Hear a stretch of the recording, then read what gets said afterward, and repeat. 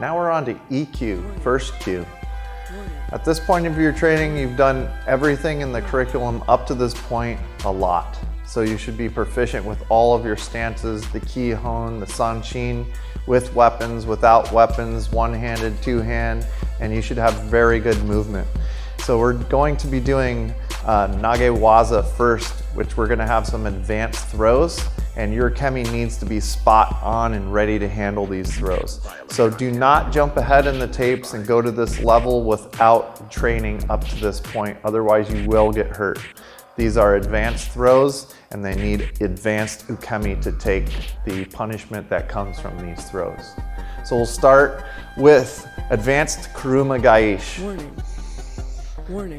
The throw starts in Kumyuchi, and the off balancing starts with pulling back and going off balance, and the rest of the throw is a jump up with 2 feet into the koi and throwing the person over backwards.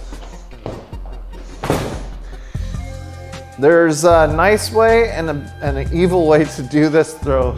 That was a nicer way, but sometimes the person will land flat straight on their back when the throw isn't done properly, or done properly, I should say. The nicer version is where you let them go off to one side and they can roll out of the roll. So advanced Kuruma Gaishi.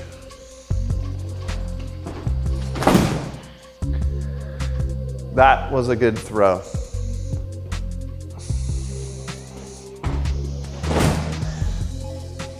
And that was advanced Kuruma Gaishi. This is also known as a sacrifice throw because you're putting your whole intent and body in danger by going down to the ground.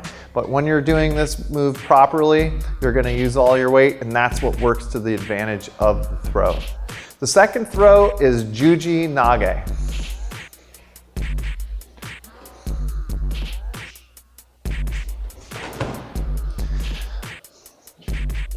So in this throw, the person is gonna throw and punch twice. And the juji part of this, like jumanji, is the crossing of their arms. You're literally arm barring this person's arm out on the second punch, holding on with the one underneath, and now we get the hips underneath with this one and throw the person up and over. That was a nice dive roll out of it, so that's a really good ukemi to take before you get into the high fall section of this throw. This is a second version of Juji Nage. You break the grip and take one arm over the top. Now we're in the same position as before.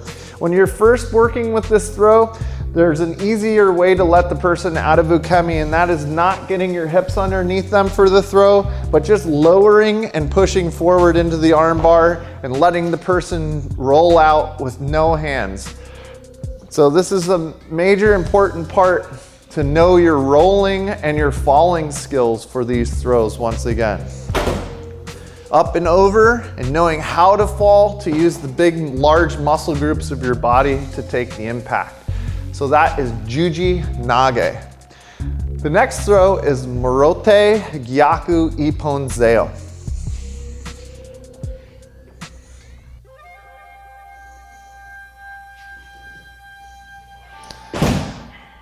So that was great ukemi by Brandon. It's a very hard throw. This throw is very interesting. So where Paul starts from is by taking his one arm into an Omote Gyaku to peel it off. He then steps through and has both arms come over one shoulder. So now Brandon's up on his toes. He's in a bad position.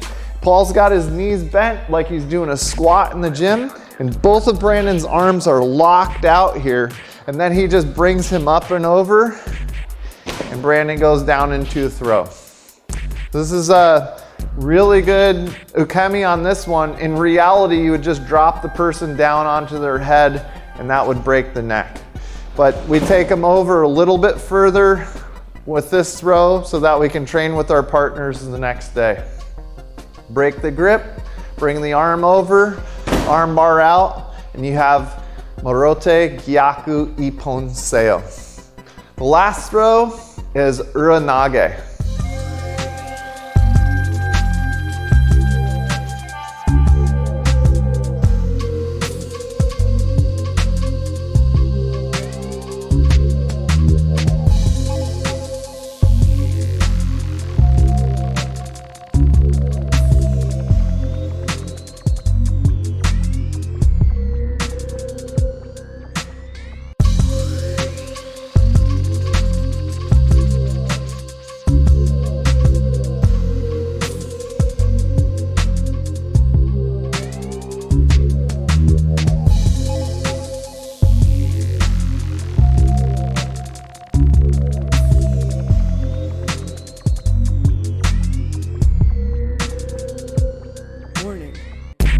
Warning.